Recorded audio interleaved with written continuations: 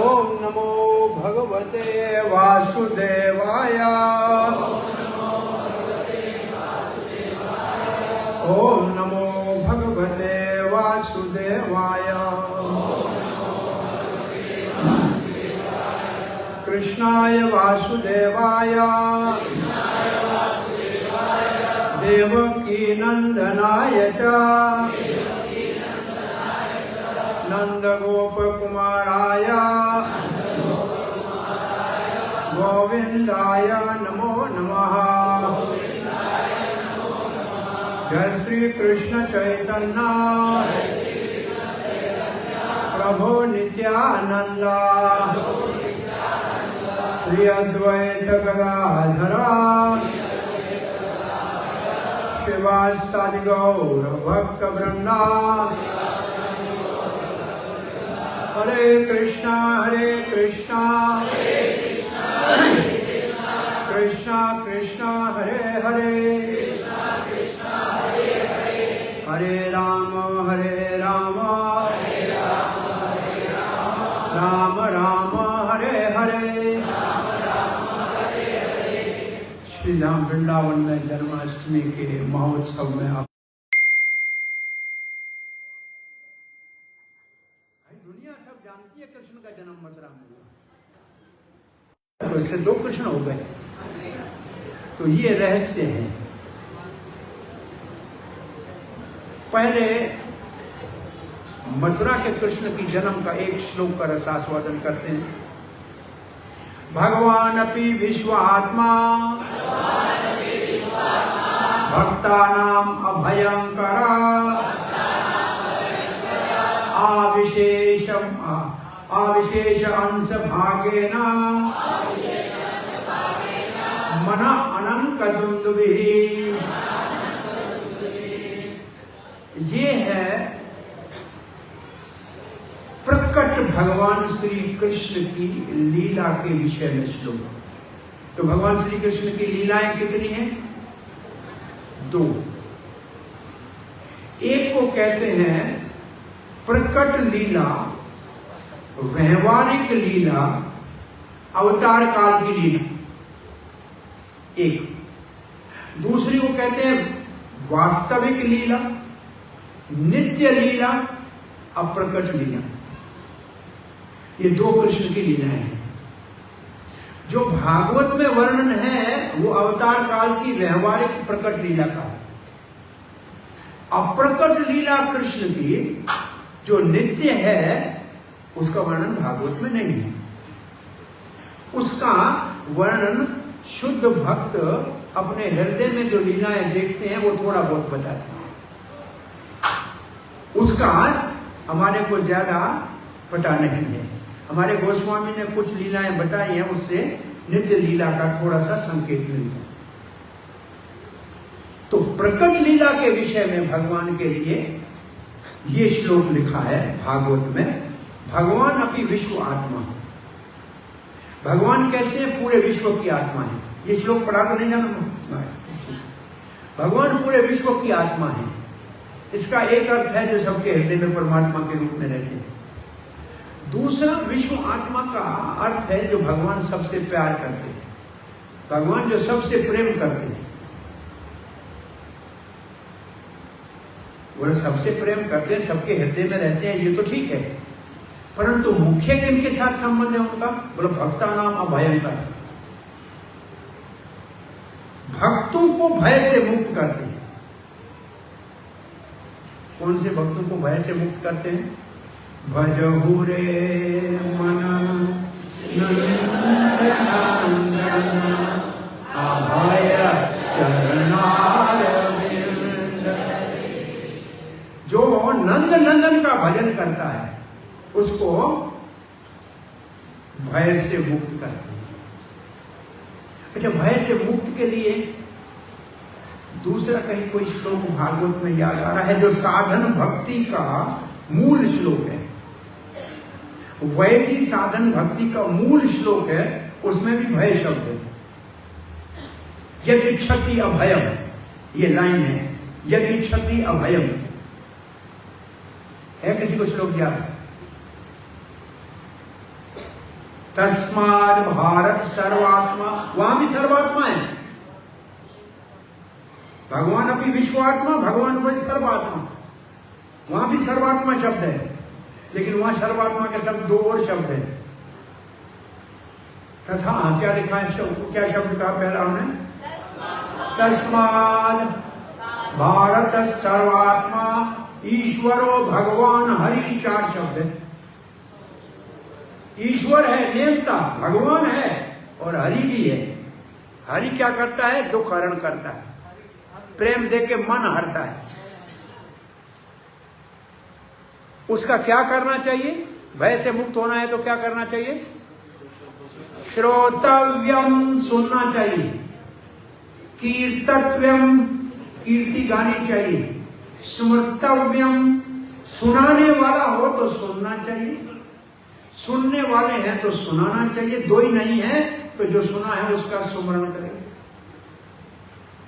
तो भय से मुक्त हो जाएगा। भगवान भी विश्वात्मा भक्तानाम अभयंकर। तो कौन से भक्त जिनको भय से मुक्त होना था? कौन से भक्त संकट में थे? वसुदेव और देवकी कारागार में थे, कंस के, वो संकट में थे। यदुवंशी सारे संकट में थे। और कंस के भय से सूरसेन, ये जो यदुवंशियों की राजधानी है सूर, इसको बटेश्वर महादेव उनका, जहां बटेश्वर है वो उनकी राजधानी थी। ये आगरा उसके अंतर्गत आए, अगरवन, और ये मथुरा, ये पूरा क्षेत्र यदुवंशियों का था। और महाराज जो है सूरसेन की ये राजधानी थी। सूरसेन कौन था? वसुदेव के पिता था। बहुत अच्छा, तो एक बात तो आप पक्की है आपको, सूरसेन वसुदेव का पिता था। अब सूरसेन के पिता का नाम भी आपको बता देता हूं, देवमीर। क्या था? उसकी एक पत्नी थी छत्री, उससे उत्पन्न हुआ सूरसेन, जिससे बेटा हुआ वसुदेव। महाराज देवमीर की एक वैश्य पत्नी थी, उससे बेटा हुआ, उसका नाम था पर्जन्य। क्या नाम था? और पर्जन्य के घर में नंद बाबा पैदा हुए। अब वसुदेव और नंद बाबा आपस में भाई हैं कि नहीं? दोनों चचेरे भाई हैं। 5 भाई, पर्जन्य के 5 पुत्र, जिसमें मध्य पुत्र नंद बाबा, और उसको बनाया राजा। चारों भाइयों ने कहा, जैसे उपेंद्र, इंद्र का छोटा भाई भगवान बन के आए, ऐसे हम छोटे भाई को राजा बना के उसके साथ रहेंगे, नंद बाबा को राजा बनाएंगे। और नंद बाबा का विवाह हुआ काम्य वन में सुमुखा गोप रहते थे। उनकी बेटी थी, उसका नाम था देवकी। मैं गलत नहीं बोल रहा हूं, याद रखना। क्या था उसका नाम?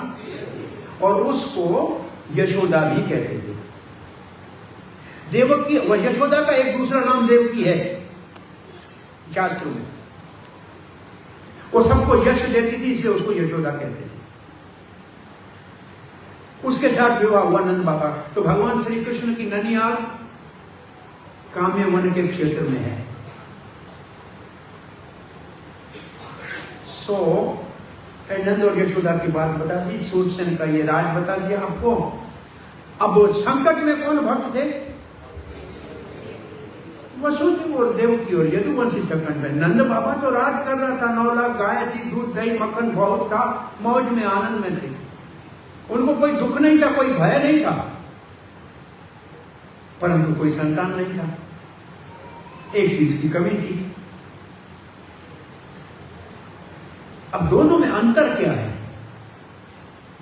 वसुदेव को, नंद को तो गोलोक धाम से भगवान ने धरती के ऊपर भेजा है।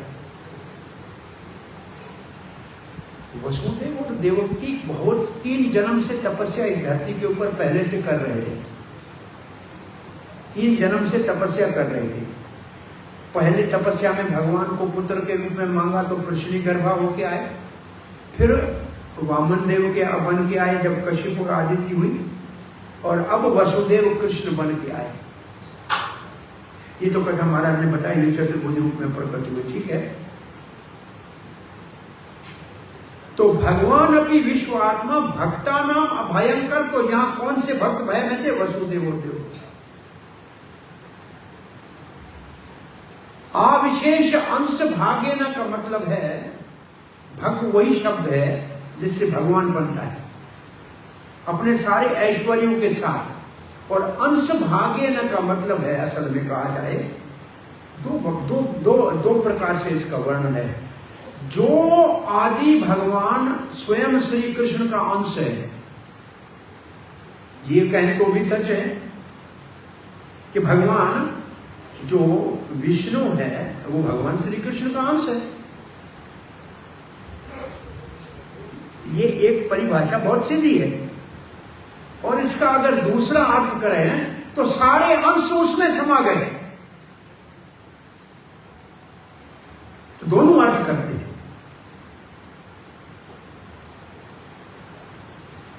कहां आए?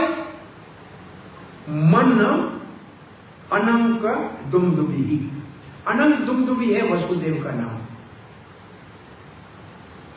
अनंत और दुमदुभी असल में स्वर्ग के वाद्यों का नाम है, बाजे का नाम है। अनंत और दुमदुभी स्वर्ग में बाजे। जब वसुदेव का जन्म हुआ सूरसेन के घर में, तो देवताओं की दुमदुभियां और अनंत बिना बजाए अपने आप बजे। कहिए वो महात्मा है जो भगवान को धरती के ऊपर लाएंगे, तो इसलिए उनका नाम एक है, अनंत दुमदुभिया। उसके मन में आए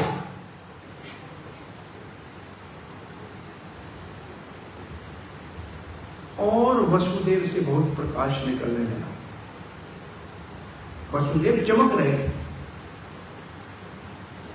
वसुदेव के मन से वो भगवान जो विश्व आत्मा है, जो भक्तों को भय से मुक्त करते हैं, जो अंश रूप में या अपने अंशों के साथ आए थे, वो देवकी के उदर में स्थान अंतर हुए। इस देवकी के हृदय में स्थान अंतर हुए। क्या हुआ? वसुदेव के मन से देवकी के हृदय में स्थान अंतर हुए, और देवकी से भी प्रकाश निकलने लगा। परंतु देवकी कंस के भय से उसको ज्यादा प्रकाशित नहीं कर रही थी, ऐसे जैसे आग के ऊपर राख पड़ी। इसको क्या कहते हैं? प्रभुपाद जी ने इसके तात्पर्य में क्या लिखा है? इस वक्त वाली क्लास में हुई थी ये बात। इसको कहते हैं सनातन दीक्षा। गुरु अपने हृदय में शिष्य को प्रकट किया हुआ भगवान शिष्य के हृदय में रखता है। मानो वसुदेव ने देवकी को दीक्षा दी और भगवान हृदय से अपने निकाल के देवकी के हृदय में स्थापित कर दिया। इसको बोलते हैं दिव्य दीक्षा। और प्रभुपाद का तात्पर्य है इसके ऊपर कि ये जन्म सामान्य स्त्री पुरुष के संयोग वाला जन्म नहीं है। इसीलिए ये भगवत गीता का श्लोक ठीक तरह से समझना चाहिए। कौन सा? जन्म कर्म च देव्यम एवं यो वेति तत्वतः त्यक्त्वा देहं पुनर्जन्म नैति माम एति सो अर्जुन। तो अब भगवान का जन्म कैसे है? मन में आए। किसके? वसुदेव के। तब एक बात याद रखना, तो क्या हमारे मन में आएंगे क्या? भक्ति सिद्धांत सरस्वती गोस्वामी महाराज श्रील प्रभुपाद कहते हैं, भक्त की जन्माष्टमी उस दिन पूरी होगी जिस दिन उसके मन में भगवान प्रकट हो। वास्तविक जन्माष्टमी भक्त की तब है जब उसके मन में भगवान का प्रकट हो। उसके लिए शब्द वसुदेव है। और वसुदेव शब्द कैसे बनता है? विशुद्ध सत्वम वासुदेव शब्दते। जब तीनों गुणों से कोई मुक्त हो जाएगा, विशुद्ध सत्व गुण में स्थित हो जाएगा, तब उसको कहते हैं इसकी स्थिति वासुदेव की है, इसके हृदय में भगवान का प्रकट होगा। तो ये हम सबके लिए सौभाग्य है कि हम अपने हृदय को विशुद्ध सत्व का बना है, तीनों प्रकृति के गुणों से ऊपर उठे, तो फिर हृदय में भगवान पहले से सबके हृदय में है, लेकिन प्रकट कब होते हैं? रजोगुण में इतने हम भागा दौड़ी में होते हैं, इतना शोर शराबा होता है कि भगवान की बजती हुई बांसुरी सुनाई नहीं देती। भगवान हृदय में बैठे हैं, लेकिन शोर इतना है बाहर का, रजोगुण में भागा दौड़ी का, सुनाई नहीं देती। आपने देखा है शोर में रात को घड़ी का टिक टिक सुनाई देता है ना, शोर नहीं होता है तब, शोर होगा तो नहीं होगा। और तमोगुण में हम इतने आलसी हैं, इतने प्रमादी हैं कि उसके ऊपर ध्यान ही नहीं है। और सतोगुण में इतने ज्ञानी और सुखी हैं कि उसको सुनते ही नहीं। इसलिए जब तीनों गुणों से ऊपर उठेंगे तो भगवान, हमारा हृदय भगवान को धारण करने के योग्य होगा। लेकिन योग्य बनाएगा कौन? हमारे हृदय को भगवान के प्रकट के लिए योग्य कौन बनाएगा? कृष्ण को देवकी के हृदय में आने से पहले किसने स्थान बनाया? बलराम। किसने बनाया? 7वां गर्भ बलराम आए ना, 6 गर्भों की कथा हो गई थी, ठीक है। 7वें गर्भ में बलराम जी आए ना, काय के लिए आए? आसन बनाने के लिए। तो हमारे जीवन में कृष्ण को प्रकट करना है तो आचार्य का शरण। बलराम आचार्य है, बलराम आदि गुरु है, जो उसका प्रतिनिधि आचार्य है। वो जब कृपा करके भक्ति लता बीज देगा और हम उसका श्रवण कीर्तन से सिंचन करेंगे तो प्रकृति के तीनों गुणों के प्रभाव से आस्ते आस्ते मुक्त होंगे, तब हृदय शुद्ध होगा, तब भगवान का प्रकट होगा। इसका मतलब हम सबके लिए आशा है कि हमारे हृदय में भगवान प्रकट होंगे। उसके लिए श्रवण अति आवश्यक है। और भाग्य से वृंदावन में बैठ के जन्माष्टमी के दिन श्रवण करना और अति लाभदायक है, बहुत बड़ा उसका लाभ है। सो वसुदेव और देवकी के यहाँ भगवान श्री कृष्ण जो आए वो किसकी प्रार्थना से आए? देवकी और वसुदेव की तपस्या से आए। और प्रार्थना किसकी किसे आए? पृथ्वी के भार उतारने के लिए ब्रह्मा जी ने शंकर आदि को लेकर क्षीर सागर के तट के ऊपर पुरुष सूक्त से प्रार्थना की थी और भगवान ने कहा मैं अवतार हूं, इसलिए आए। तो किसके कहने पे आए? देवताओं के। तो भगवान के जन्म से पहले कंस के कारागृह में देवकी के उदर में कृष्ण की प्रार्थना करने के लिए देवता पहुंचे और देवताओं ने प्रार्थना की, सत्यव्रतम त्रयी सत्यम। तो आपने वचन दिया था, आप आ गए। ये कथा तो अपनी जगह पे है। देवता चले गए प्रार्थना करके, तब भगवान 4 हाथ वाले रूप में प्रकट हुए और उनको बात भी किया। और फिर कहा तदस्य सोरेर परचोद्या, सोरसेन के पुत्र को कहा सूरवीर तुम यहां से मुझे लेके गोकुल में छोड़ के आओ और वहां से यशोदा की भानकी को ले आओ। इसके बाद कैसे वसुदेव गए ये कथा हो गई, ठीक है। चलो हम नंद भवन में जाने से पहले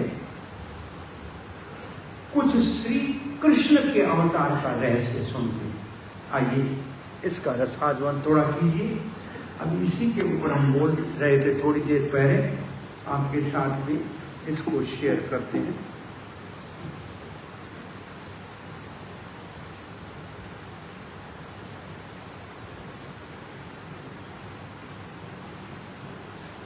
हरे कृष्णा कृष्णा कृष्णा हरे हरे, हरे राम राम राम हरे हरे।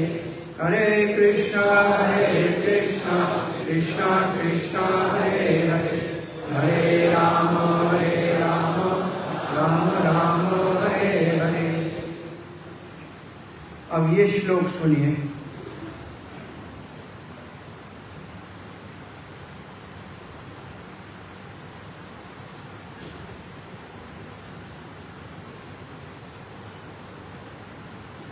पूर्वे येन पृथ्वीर भार हरिबारे। इसका अर्थ क्या हुआ?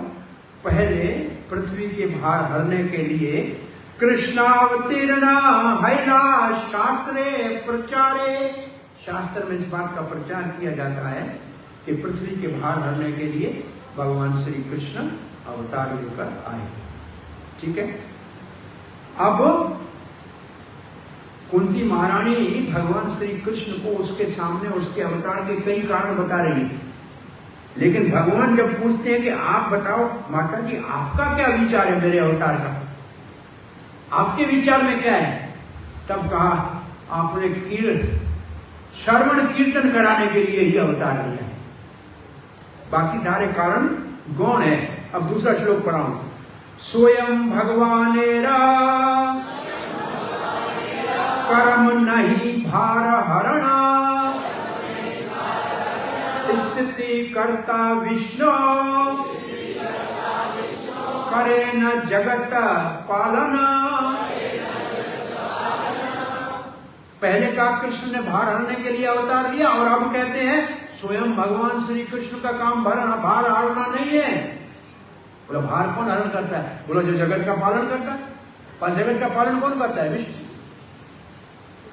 तो विष्णु जगत का पालन करता है, तो अवतार लेना तो उसका काम है, भार उसका हरण काम है। कृष्ण का काम भार हरण नहीं है। किंतु किंतु कृष्णेरा यही है अवतार काला भार हरण काला ताते हैला मिशाला। तो पहली लाइन कह रही है जब श्री कृष्ण भगवान के अवतार का समय हो गया था, तो कब होता है भगवान श्री कृष्ण के अवतार का समय? ब्रह्मा जी के एक दिन में, 7वें मनवंतर में, 28वीं चतुर्युगी के द्वापर के अंतिम चरण में। यह स्वयं भगवान श्री कृष्ण के अवतार का निर्धारित काल है।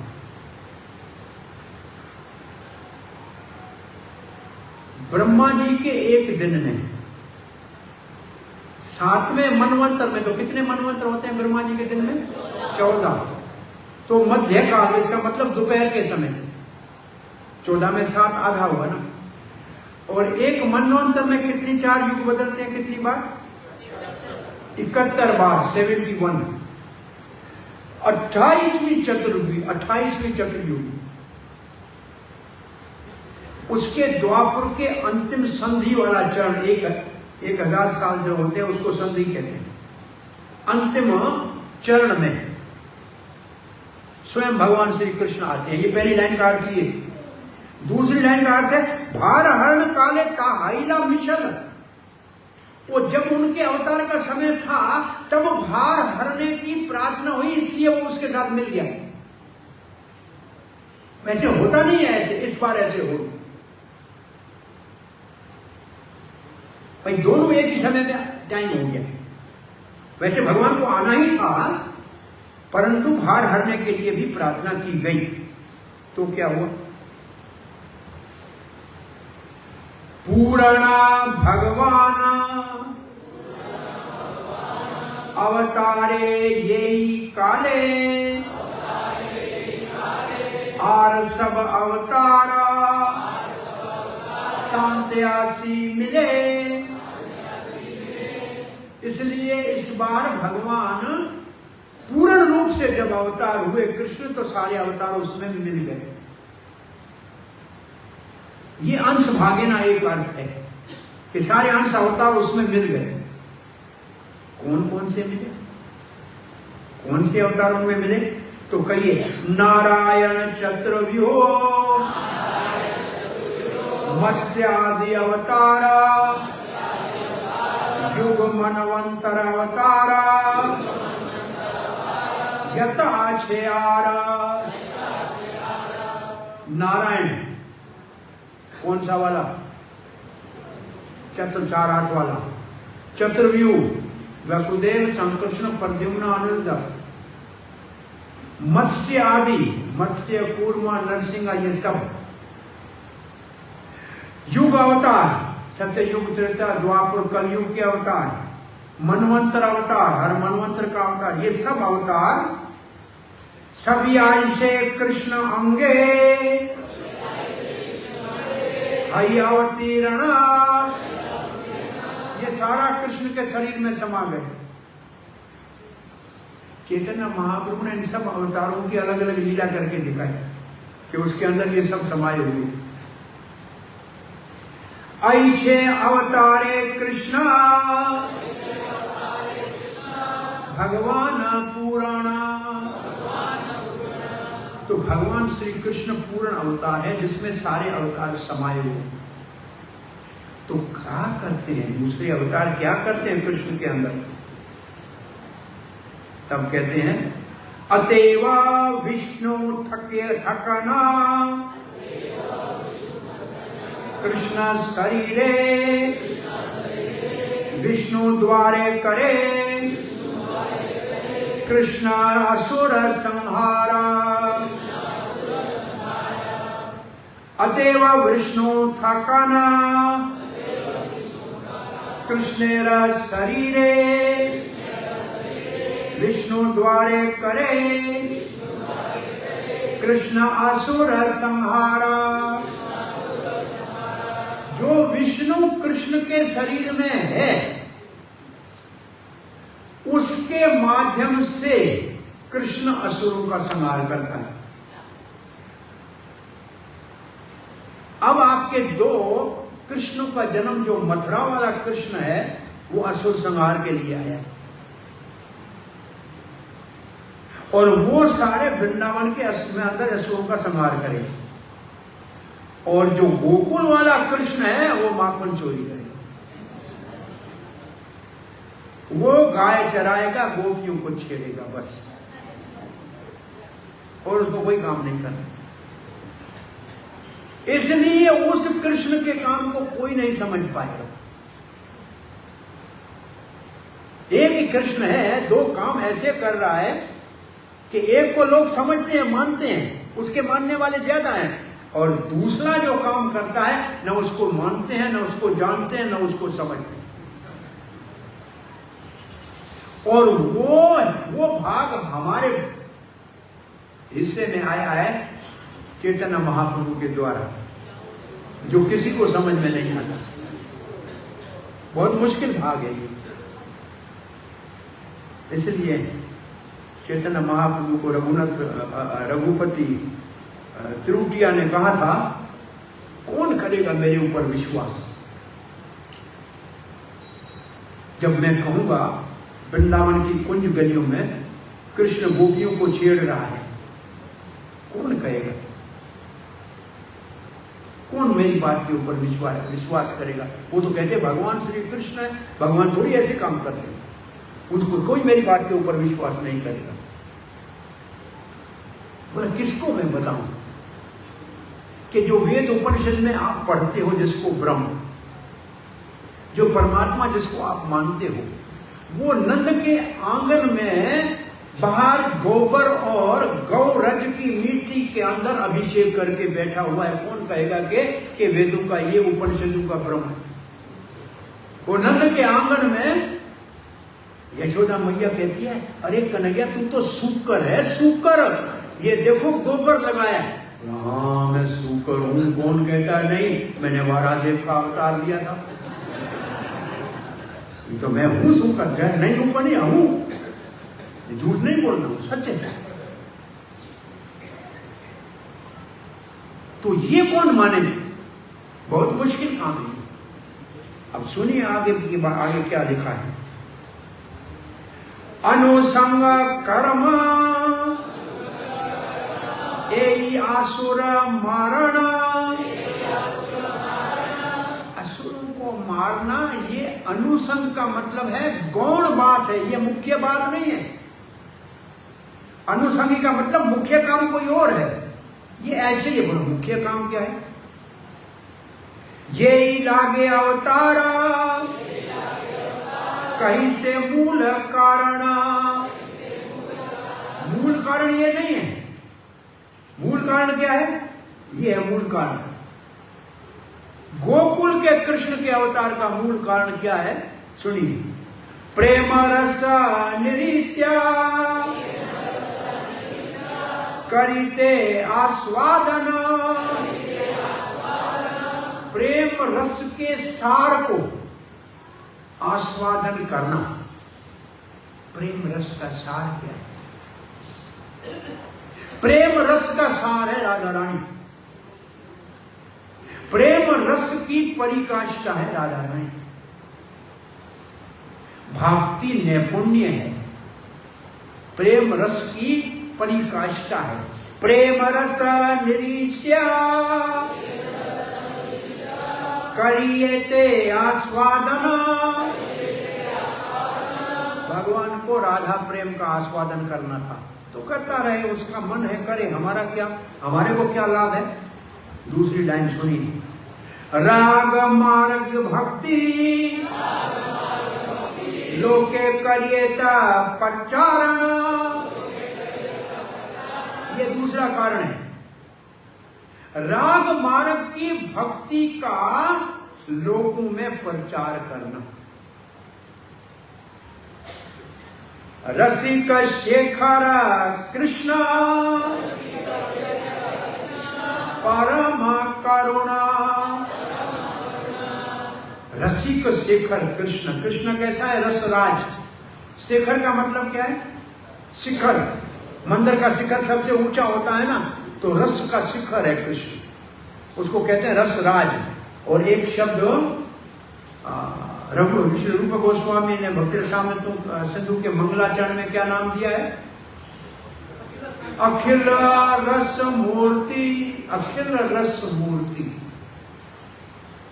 अखिल रस मूर्ति भगवान श्री कृष्ण करुणा, परम करुणा। भगवान श्री कृष्ण परम करुणा है। करुणा तो सब भगवान के अवतार करुणा है। परम करुणा। परम करुणा क्या दे रहा है? राग मार्ग की भक्ति। सामान्य करुणा क्या कर रहे हैं? धर्म की स्थापना, असुरों का संहार। तो परम करुणा अलग है। ए दुए हेतु हईते इच्छारा उद्गमा। भगवान के हृदय में इन दोनों कारणों के कारण इच्छा उत्पन्न हुई। अब एक श्लोक और पढ़े, फिर और कथा करते हैं थोड़ी। भगवान कहते हैं ऐश्वर्य ज्ञानेते सब जगत मिश्रित। ऐश्वर्य ईश्वर प्रेम नाही मोरा प्रीता। सब लोग कहते हैं कृष्ण महान है, भगवान है, द्वारकाधीश है, जय हो भगवान की, ऐसे सभी कहते हैं। जगत में ऐश्वर्य जानीते सब जगत मिश्रित। सब जगत मिश्रित, उनका विचार यही है। कृष्ण सोच रहे थे कि सारी दुनिया मेरे को महान भगवान ऐसे मानती है। ऐश्वर्य स्थिल प्रेम।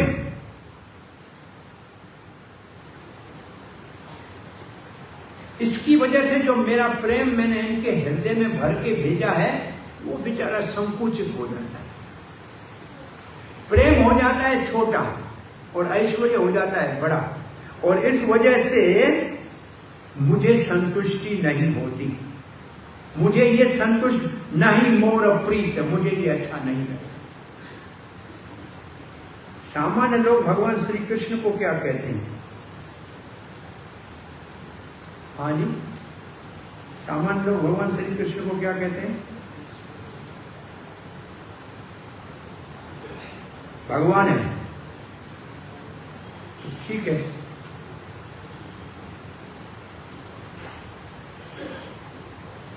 भगवान को महान मानने वाले कितने हैं?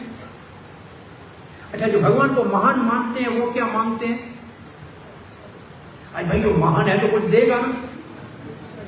हाँ, अब बताइए, दुनिया में भगवान से मांगने वाले ज्यादा हैं कि भगवान को देने वाले ज्यादा हैं? तो वो सब महान को मानते हैं, भगवान को महान होगा वही तो देगा। और यशोदा क्या मानती है कृष्ण को?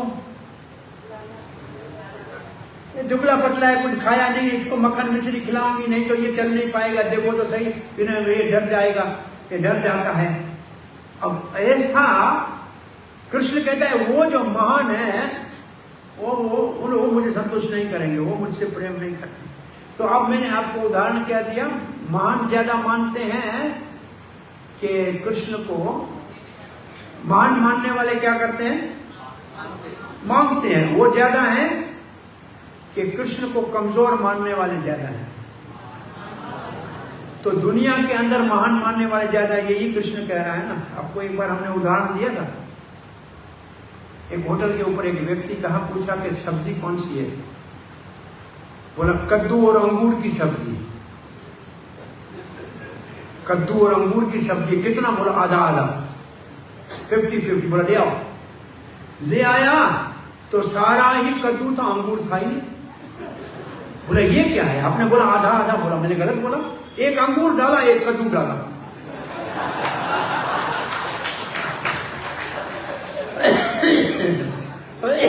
एक अंगूर हो एक कद्दू की सब्जी बनाओगे तो अंगूर किसको मिलेगा?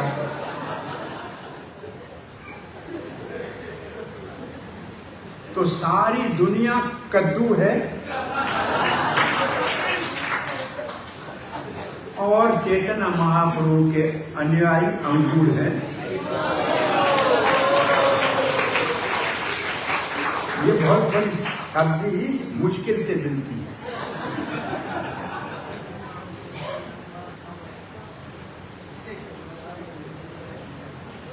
ये बहुत बड़ी गंभीर बात है। अब आगे की कथा ये पढ़ेंगे और कुछ श्लोक।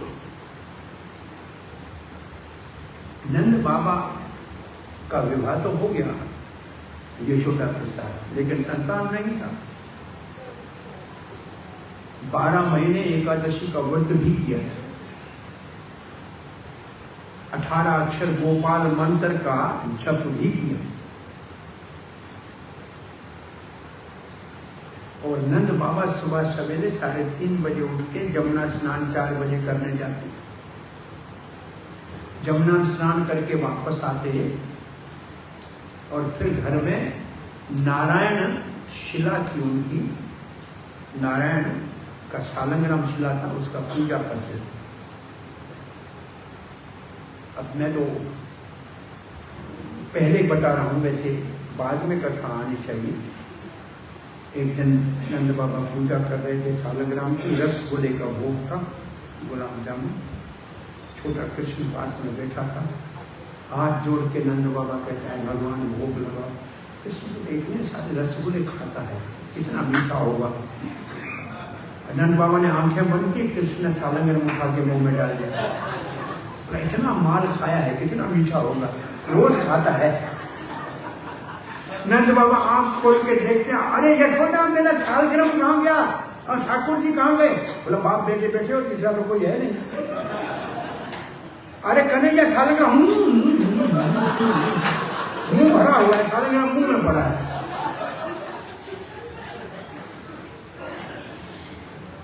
अरे भगवान, बच्चे ने यमुना जल में 108 बार स्नान कराया, क्षमा करना मेरे बच्चे को।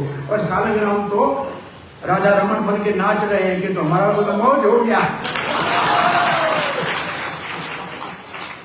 भगवान ने मुख में धारण कर लिया। सालग्राम सामान्य विष्णु है, कृष्ण ने मुख में धारण कर लिया तो इतना अधरामृत का आनंद हो गया। तो राजा रमन का अभिषेक अब हो रहा है, इसी वक्त हो रहा है, जल्दी में। नंद बाबा आ रहे थे स्नान कर, तो ब्रजवासी ब्राह्मण उठ के अभी अपने बाहर जो घर के चौकी बनी है, ओटले बने हैं, उसके ऊपर पानी का लोटा लेके मंजन कर रहे थे। नंद बाबा बड़ा ब्राह्मण भक्त है, चप्पल उतारे, ब्राह्मणों को प्रणाम किया। आज ब्राह्मणों ने कह दिया पुत्रवान भवानंद। नंद बाबा कहता है, ब्राह्मणों हंसने लगा नंद बाबा, सोच समझ के आशीर्वाद दिया करो, ये उम्र कोई हमारी अब पुत्रवान बनने की है। ब्राह्मणों ने कहा सोच समझ के आशीर्वाद पूरी हो या न हो, ये तो हमारे हृदय से भगवान ने ही कहा है, आपका निश्चित रूप से ब्राह्मणों का वचन सत्य होगा। नंद बाबा को घर में जाके पूजा करने लगे। ये ब्राह्मण स्नान करके सांडल्य ऋषि के पास चले गए, जो नंद बाबा का पुरोहित है। कहा पुरोहित जी, नंद बाबा को हमने आशीर्वाद तो सुबह दे दी, पूरा ब्राह्मणों का आशीर्वाद, द्वापर के ब्राह्मण और ब्रजवासी ब्राह्मणों का आशीर्वाद झूठा नहीं हो सकता। नंद के घर में दादा जरूर आएगा, और नंद बड़ा महामन है, बड़ा दिल वाला है, उसको एक बड़ा यज्ञ करे। 1 करोड़ गोपाल मंत्र का, 1 करोड़ 18 अक्षर गोपाल मंत्र का पाठ होगा, और उसका दशांश यज्ञ होगा, और ब्राह्मणों को खूब मलाई मक्खन मिश्री खिलाए। तो नंद के घर में दादा आएगा। सबने ब्राह्मण का, सांजल जी ने कहा यज्ञ का प्रबंध करो, चलो जमुना के किनारे बहुत बड़ा यज्ञ का कुंड बन गया।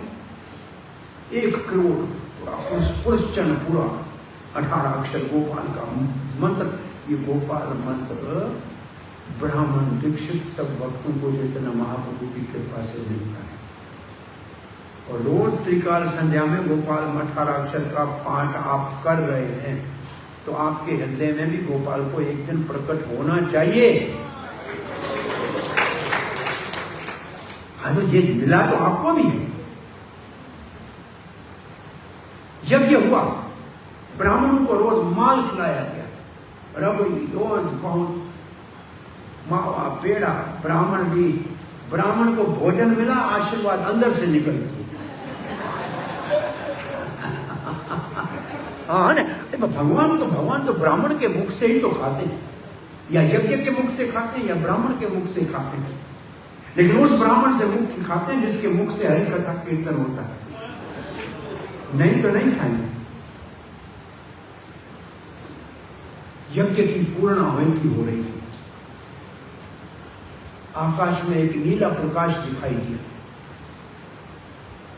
नजदीक आया तो नीलमणि एक छोटा सा बालक जैसा दिखाई दिया, और सबके देखते देखते नंद बाबा के हृदय में प्रवेश किया। ये सबने देखा आश्चर्य उस यज्ञ की पूर्ण आहुति के समय। और नंद के हृदय से वो प्रकाश का पुंज नीलमणि यशोदा के हृदय में आ गया। यज्ञ पूरा हुआ। अवंतिका नगरी से पूर्णमासी मधुमंगल को साथ लेकर ब्रज में आई, और नंद और यशोदा के घर आकर कहा, आपको संतान प्राप्ति हो। और तब तो ब्रजवासी इतने प्रसन्न हो गए कि अरे योगिनी आप महामाया आई हो पूर्णवासी, यहाँ आपका इतना बड़ा आशीर्वाद है, आपको यहाँ कुटिया बना देते हैं, आप यहीं रहिए। और उसको वहां रहने के लिए रख दिया। और यशोदा अब गर्भवती है, गर्भ धारण किया, और ये एक साथ काल चल रहे हैं, वहां देवकी और यहां यशोदा, एक ही समय की बात है।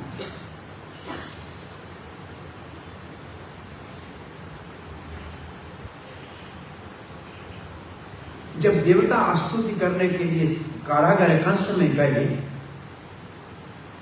उस दिन सुबह सवेरे नंद बाबा ने स्वप्न देखा, और जब पूजा कर रहे थे तो पूजा भूल गए, आंखों से आंसू आ रहे थे। तो यशोदा ने पूछा, अब मैं आप रो रहे हो? बोला नहीं, तो खुशी के आंसू है। मैंने स्वप्न देखा कि आपकी गोद में एक बहुत सुंदर, अति सुंदर बालक आपका स्तनपान कर रहा है।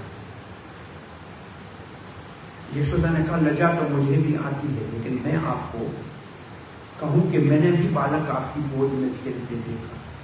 ये मेरे को स्वप्न हुआ है भोर में सुबह 4 बजे। तो उन्होंने कहा स्वप्न का फल गुरु जी से पूछते हैं।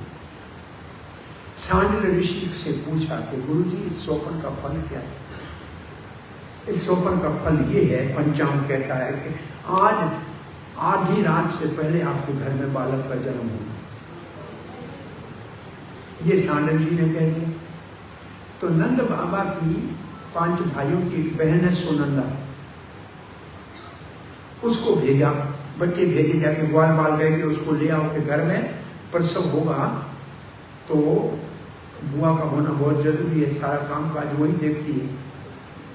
नंद बाबा की बहन को बुलाया गया, उसने आते ही सारे घर के अंदर सामान देखा, प्रसव का सारा सामान तैयार है, सब चीजें ठीक है नहीं, हर चीज का देखभाल किया।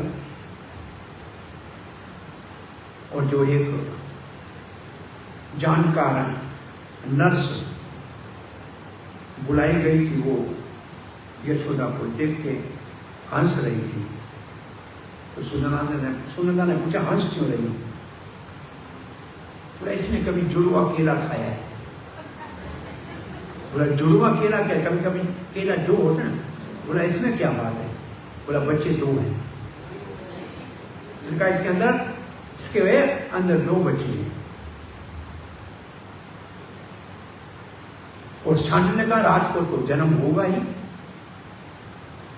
तो जिस दिन यज्ञ पूरा हुआ था उस दिन ब्रजवासियों ने नए कपड़े बनाए थे कि नंद के घर में जब लाला होगा तब हम सब सज धज के नंद के घर में बधाई देने जाएंगे।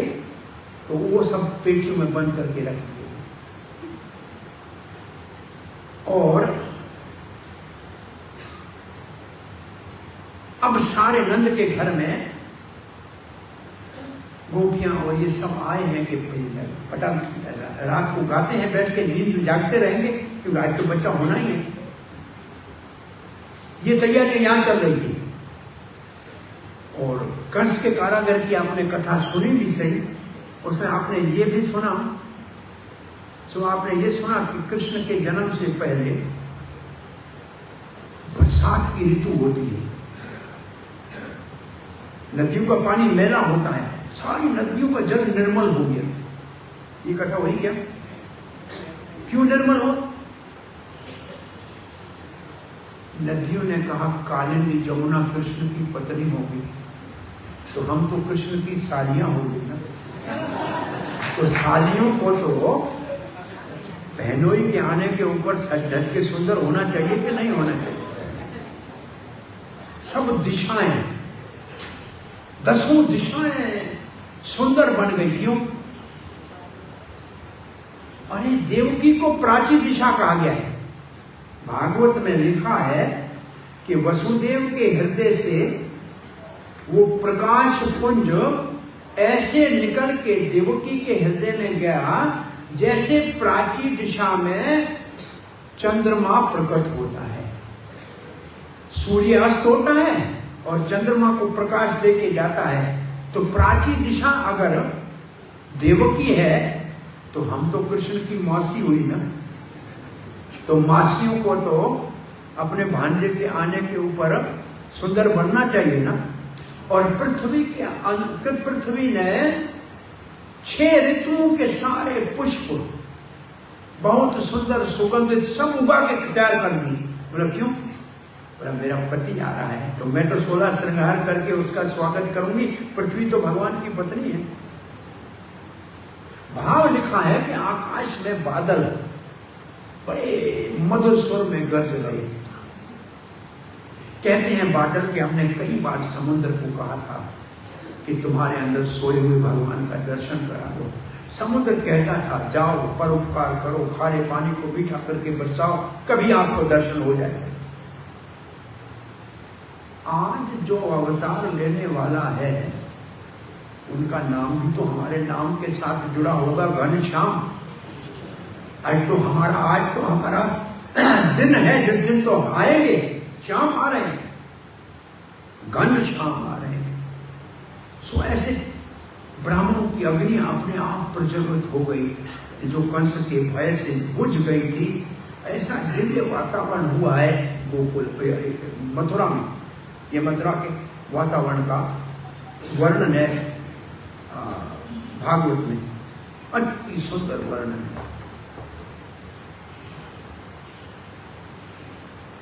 और भगवान श्री कृष्ण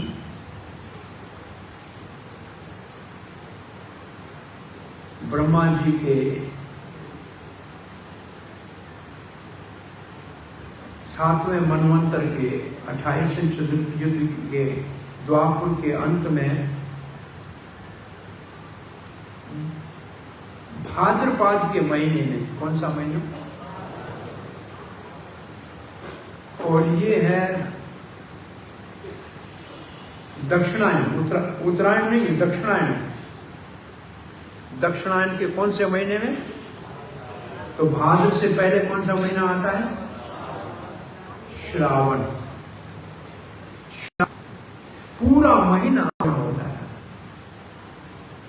अगर कोई श्रवण जीवन में करेगा, श्रवण है, तो आपके जीवन में भद्र पाएगी। भद्र का मतलब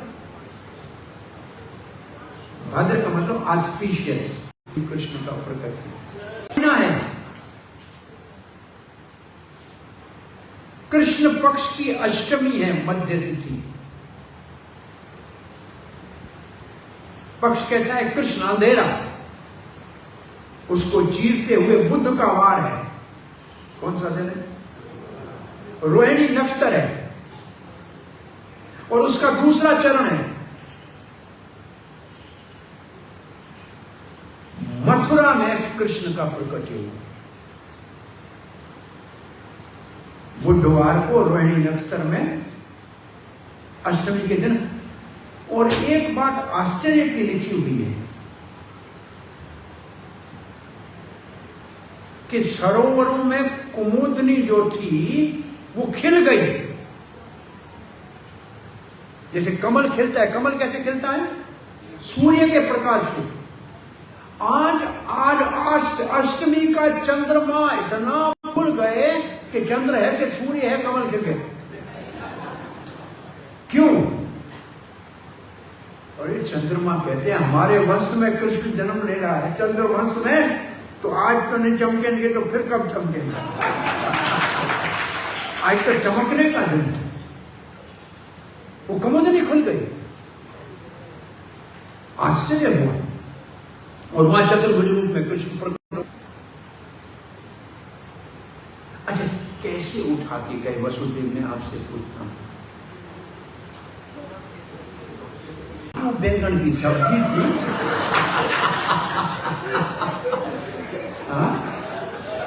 बालक बन गया कृष्ण, इतना कोमल बन गया। मां देवकी ने अपना ये स्तन सीधे हाथ वाला मुख में दिया, इतना भार भी नहीं सह सके, उसको टोकरी में कैसे डालेगा भाई? और ऐसे हृदय के पास, दिल के पास ऐसे उठाया। बच्चे को मां उठाती है ना, थोड़ा बच्चा बड़ा होता है तो सुखदेव महाराज यशोदा के कटी प्रदेश का वर्णन कर रहे हैं।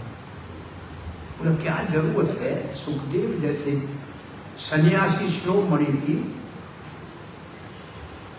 यशोदा की कटी प्रदेश आसन है, इसी के ऊपर तो मैया उठा के जाती है। वो तो कृष्ण के आसन का वर्णन कर रहा है। भाई माँ गोद में क्या, बच्चे को कहाँ उठाती है?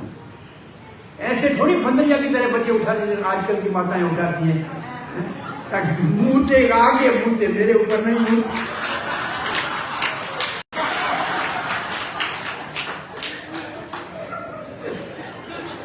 केंगरू की तरह ऐसे बच्चे को लटका।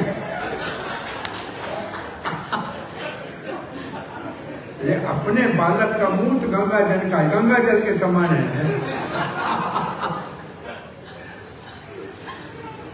हरे कृष्ण। सो ऐसे गोद में उठाया, बहुत ऐसे गोद में उठाया। आपने कृष्ण बुक में देखा है वसुदेव कैसे उठा के जा रहे हैं? कृष्ण बुक में देखा है कैसे उठा के जा रहे हैं? प्रभुपाद ने सर के ऊपर नहीं उठवाया, लेकिन सर वाली बात आई क्यों और कैसे आई, इसको समझना चाहिए। जब यमुना का पानी नाक से ऊपर आया तब वसुदेव ने बच्चे को सर के ऊपर ले लिया।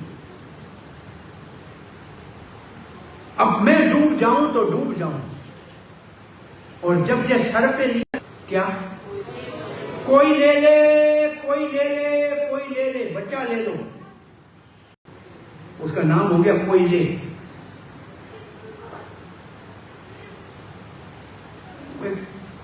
इस बात को समझाने के लिए कथा बताते हैं। हमें तो ज्यादा हो गया, बड़े दुखी हैं।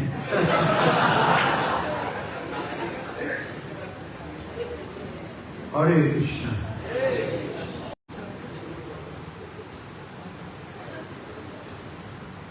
अकबर ने पूछा बीरबल से कि बीरबल ने कहा महाराज अपने आप से। और अपने आप से कहीं, आदमी इतनी मेहनत करता है, पैसा कमा के बच्चों को खिलाता है। बोला वो किसी हद तक सही है, लेकिन असल में प्रेम अपने आप से करता है। बोला प्रमाण दे के समझाओ।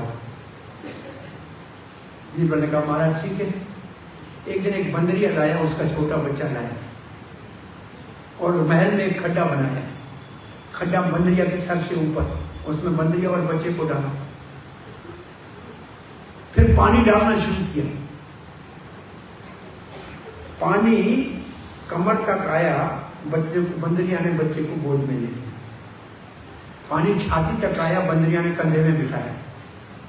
पानी कंधे तक आया, बंदरिया ने सर के ऊपर बिठाया। लेकिन पानी जब नाक से ऊपर गया, बंदरिया ने बच्चे को लेके पांव के नीचे रखा और ऊपर खड़ी हो गई। मरना जब अपने ऊपर आता है तब और कोई दिखाई नहीं देता है। उसी बच्चे को पांव में डाल दिया, दोबारा जन्म दे दूंगी, अभी तो बच जाऊं।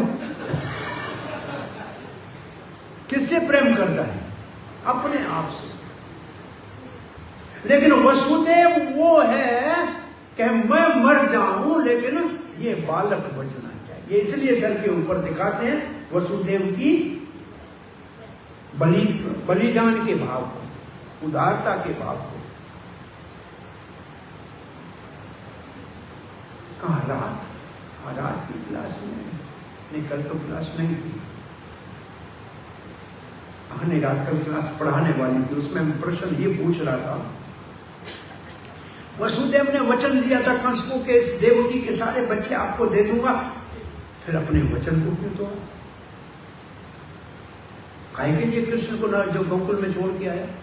आरोप कोई क्यों नहीं लगाया जाता है वसुदेव के ऊपर? लगाना चाहिए ना, वो सत्यवादी था ना, क्यों नहीं किया कृष्ण को?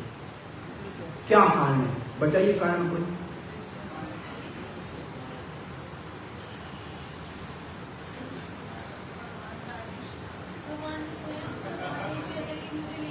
हाँ मैडम, बहुत अच्छी बात है। भगवान ने कहा कि मुझे वहां ले चलो, भगवान की बात माने या अपनी माने या कंस की माने, भगवान की माननी चाहिए।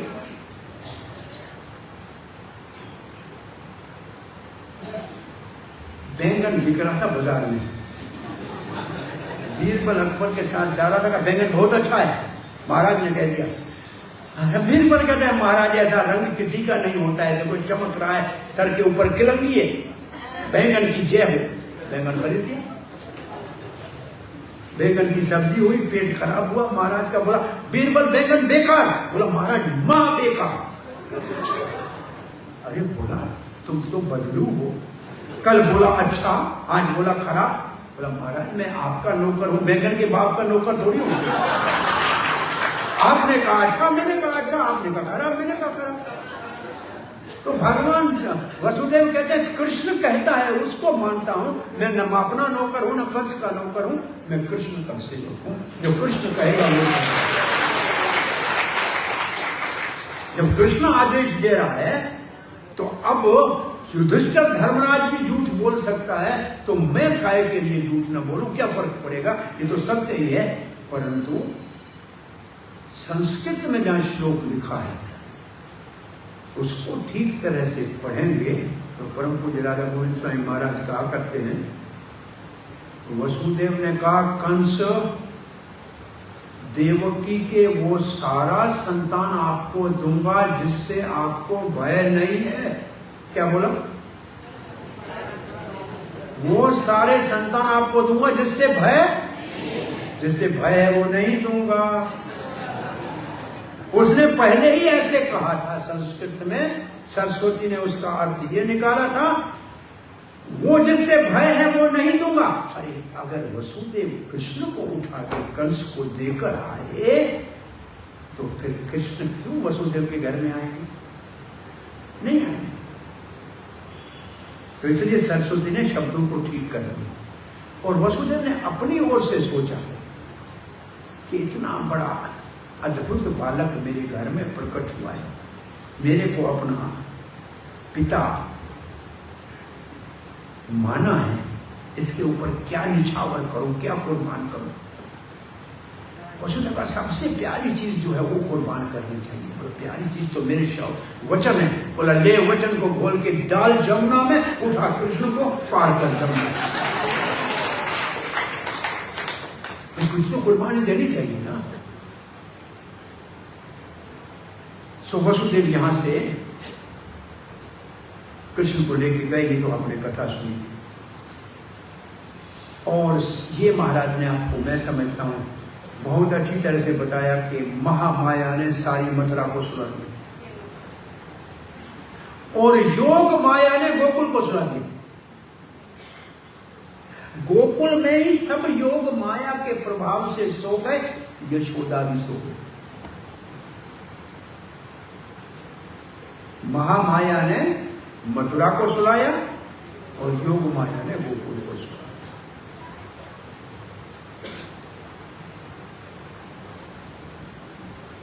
कृष्ण रोया और पहले जागा कौन?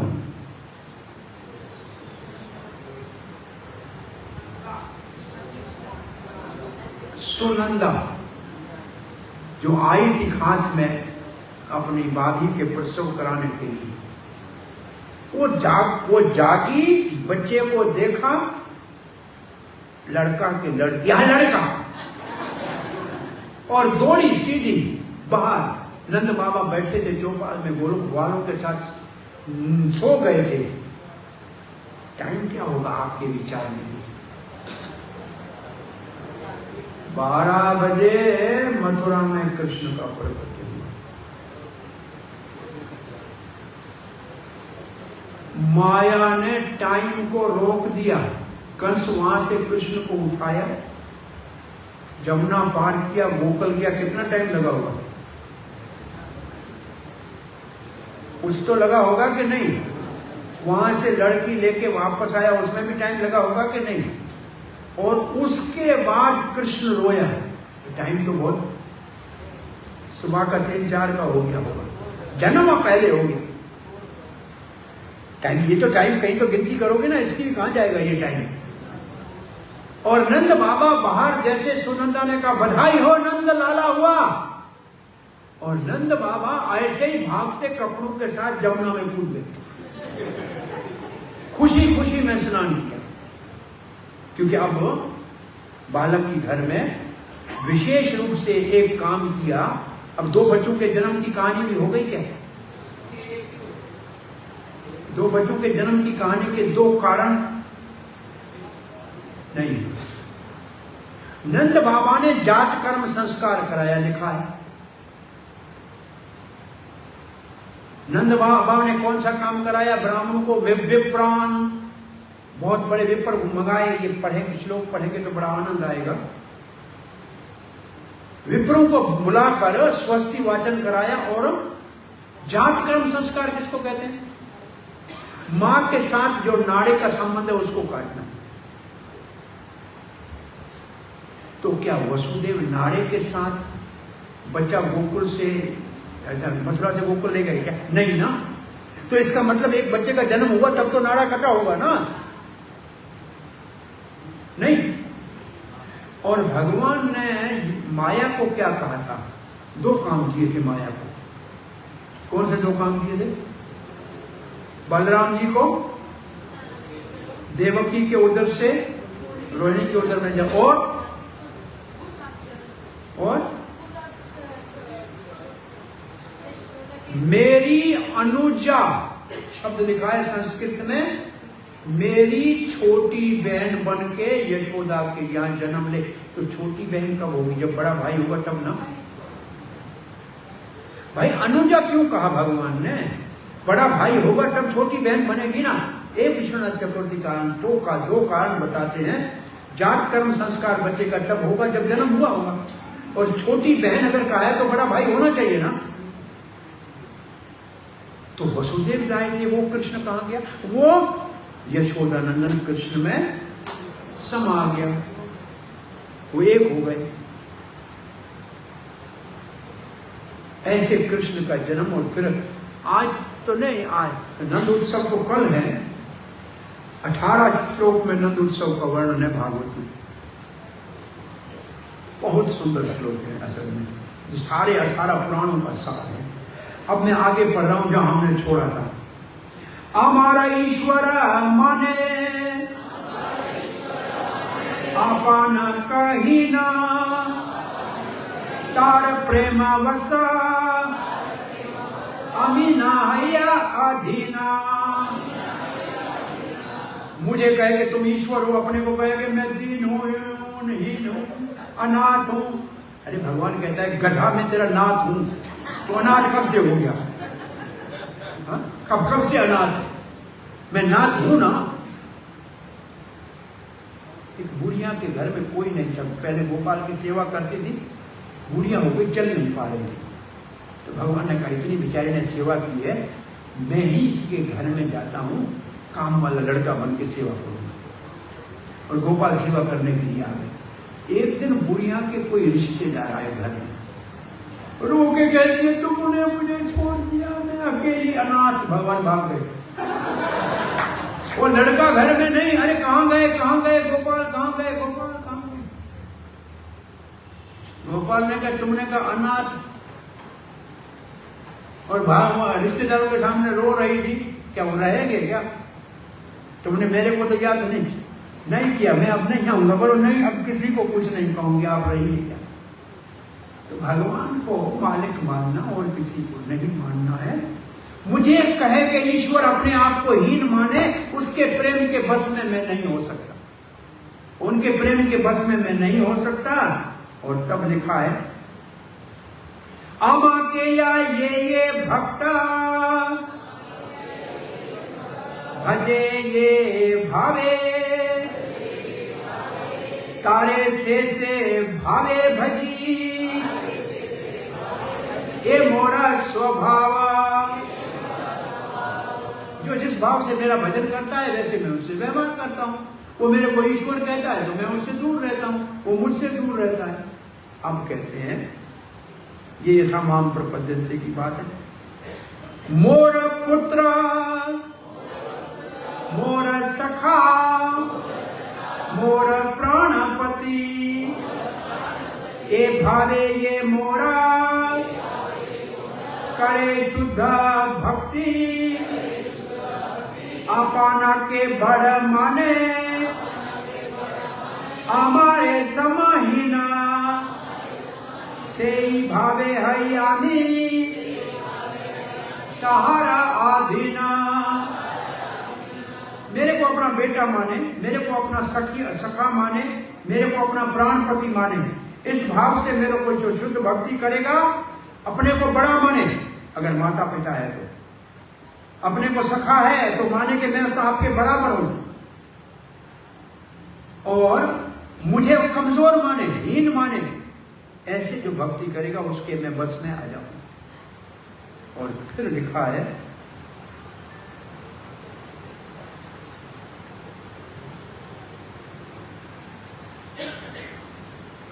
माता मोर पुत्र भावे, करे न बंधन, अति ही न जाने, करे लालन पालन। यशोदा ने तो मेरे को उखल से बांध दिया और मुझे कमजोर समझ के मेरा लालन पालन करती है। अब बताइए कि शंकर जी बांध सकता है क्या भगवान? ब्रह्मा जी या लक्ष्मी बांध सकती है, लेकिन इस गोपी ने बांध लिया ना। तो जो मेरे को बांधता है वो मुझे, मैं उससे वो मेरे को बस में कर लेता है, मैं उसके बस में हो जाता हूं और मेरा लालन पालन करता है। सखा शुद्ध सख्ये, करे स्कंद आरोहण, तुम्ही कोण बड़ लोका, तुम्ही अभी समा। अरे कोई मित्र अपने खेलते खेलते हमने कहा था जो हारेगा कंधे के ऊपर चढ़ाएगा।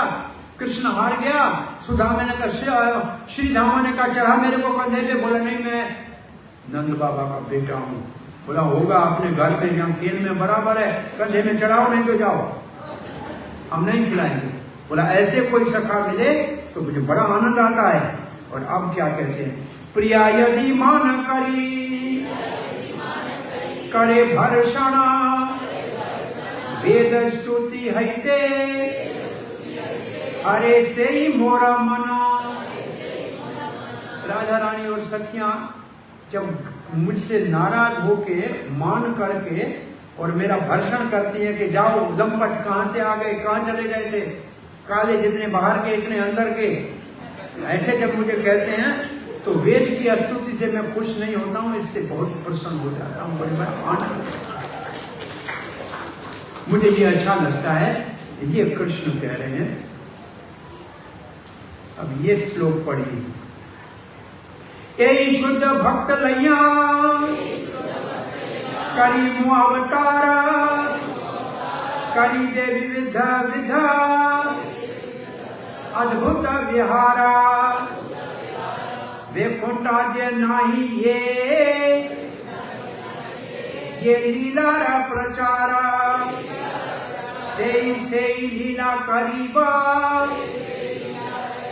याते मोरा चमत्कारा।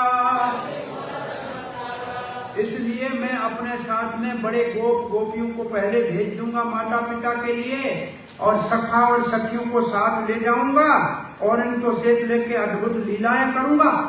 वैकुंठ में लीलाओं वालों, वैकुंठ वालों को इन लीलाओं का पता ही नहीं। वैकुंठ में तो है 2.5 रस और गोलोक में है 12 रस, और जब वृंदावन में भगवान लीला करते हैं तो 12 ही रस प्रकट होते हैं। तो वैकुंठ में भगवान की कोई माता पिता तो है नहीं, न कोई भगवान का मित्र है, तो भगवान से कौन, भगवान को डांटे कौन? लक्ष्मी बेचारी दूर खड़ी होती है पांव के पास, वो भी लड़ाई करने में हिम्मत नहीं करती। यहां तो भगवान कहते हैं, मैंने थोड़ी देर पहले बता रहा था कथा कि बरसाने से कुछ भक्त को मन आया कि गोवर्धन नाथ का दर्शन करने जाते हैं। कहां? नाथ द्वारा। यहां से गोवर्धन में जो प्रकट हुए थे माधवेंद्रपुरी के पास, वो ठाकुर जी नाथ द्वारे में, और सोने के, असली सोने के मुकुट है, असली सोने का श्रृंगार होता है। ये बेचारे साधु थे, ये ब्रह्मचारी जैसे भक्त थे, कोई 10-20 रुपया कहीं से मिला होगा दक्षिणा का, किराया भर के चले गए वहां, दर्शन किया, वाह गोपाल अच्छा है, हम आपके ससुराल से आए हैं, राधा रानी के गांव से, आप खुश हैं, मंगल है, ऐसे बात की जो उनके मन में भाव था। वो बाहर आए, का भूख लगी, कहा ये प्रसाद दे दो, बोला पैसा दो, बोला पैसा कहां से? पैसा तो हमारे पास है नहीं, बाकी 10 रुपया बचा है, किराए के पैसा है तो है नहीं, यहाँ तो पैसे का प्रसाद मिलता है। जाके पेड़ के नीचे नहीं, पहले चले गए, फिर वापस मंदिर में जाके का बड़ा बना है, 56 भोग लगता है, सोने का मुकुट पहनता है, और साधु तो भूखे हैं, कुछ खिलाता पिलाता नहीं है, तो तेरी पूजा, तुम्हारी पूजा तुम्हारे पास, हम चले वापस। ऐसे कह के बाहर आके पेड़ के पास बैठ गए, बोला बस जाएंगे उसमें जाएंगे। देख लिया हमारी राधा रानी छिए किसी को भूखा नहीं सुलाती। तब तक एक टोकरा बड़ा भरा हुआ पंडित जी कह रहा है, अरे भाई कौन आए हैं वृंदावन बरसाने वाले, कौन है? बोला क्या करना है? बोला प्रसाद। बोला पैसे नहीं है? बोला नहीं, नाथ जी ने भेजा है। अब बोला इतना टोकरा प्रसाद का हम खाया, सूखा प्रसाद यहाँ तक लाए, सब बांटा। फिर हमने कहा भगवान आपको गाली सुनने से खिलाना था तो पहले बोल दिया होता। अब पैसे में मजा आता है तो पहले कह दिया होता। तो भक्त रूठते हैं तो भगवान को बड़ा अच्छा लगता है। तो ये भगवान आप कह रहे हैं ये वैकुंठ में नहीं हो सकता है। मोर विषय गोपी गणेरा उपपति भावे योग माया करी बेका अपना प्रभावे। गोपियां मुझे उपपति मानती हैं परकीय भाव से। बोला ये क्या है? बोला वो जो योग माया है ना, वो गोपी का एक माया का रूप और बना देती है। वो माया का रूप का विवाह कराती है गोपियों के साथ और असली गोपियों को छुपा देती है। तो एक होता है माया से बनी हुई गोपी जो गोपों के साथ रहती है विवाह में, और ये शुद्ध गोपी वैसे की वैसे होती है, ये कृष्ण के पास होती। और रास जब गोपियां कर रही थी तब सब पति समझ रहे थे हमारी पत्नी हमारे घर में सोई हुई, ऐसे लिखा है रास में। तो कि गोपियां जो है ये मेरे प्रति परकीय भाव से प्रेम करती है, परंतु माया ये योग माया सब चमत्कार करती है। और फिर भगवान क्या लिख रहे हैं देखिए, अमी ही न जाने तहा न जाने गोपी गण तुम्हारूप गणे तुम्हारा नित्य करे मान।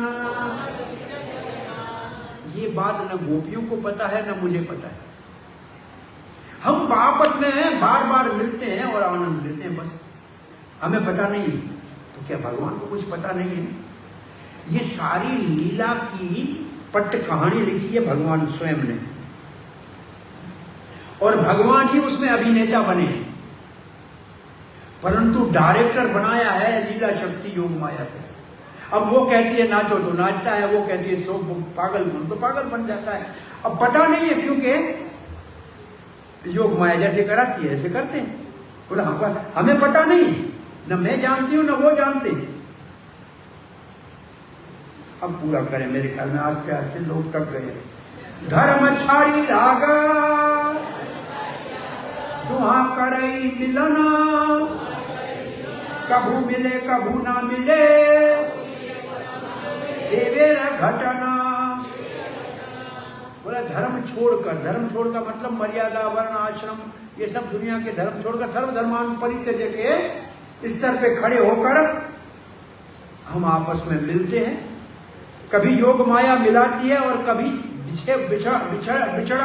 बिछड़ा देती है, और दोनों होता है और हमें पता नहीं लगता है। यही सब रस निर्यासा करिए स्वादा, यही द्वारे करेगा करीबा सब भक्ते रे प्रसादा। ऐसी मैं अपने पार्षदों के साथ लीला करूंगा और उसका प्रसाद भागवत के रूप में मेरे भक्तों को मिलेगा, और वो प्रसाद पाके वो भी चाहेंगे कि हम भी कृष्ण से ऐसा प्रेम करें। तो ये है कृष्ण के अवतार का मुख्य उद्देश्य कि जो रिश्ते दुनिया में हमारे बंधन का कारण है, वही रिश्ते अगर कृष्ण के साथ जोड़े तो हम कृष्ण के को वश में करके उसके धाम में उसकी नित्य लीला में प्रवेश कर सकते हैं। हरे कृष्ण।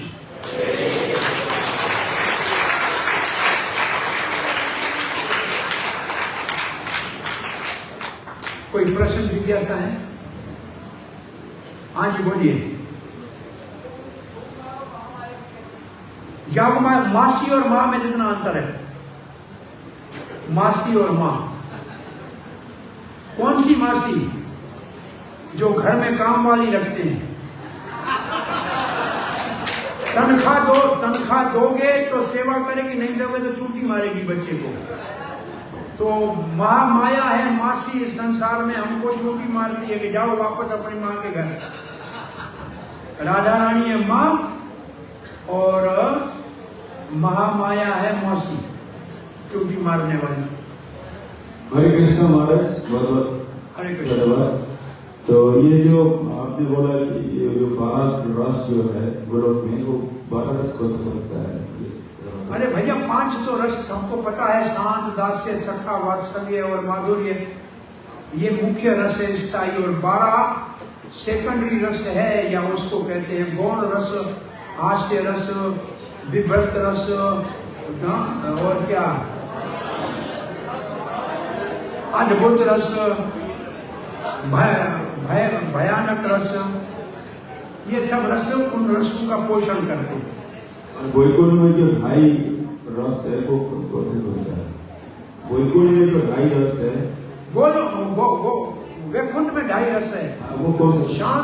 शांत दास्य और थोड़ा इतना सखा, इतना आधा। हरे कृष्ण। अच्छा है, सुना ध्यान से। चलो, श्री कृष्ण जन्माष्टमी महोत्सव की हरि बोल।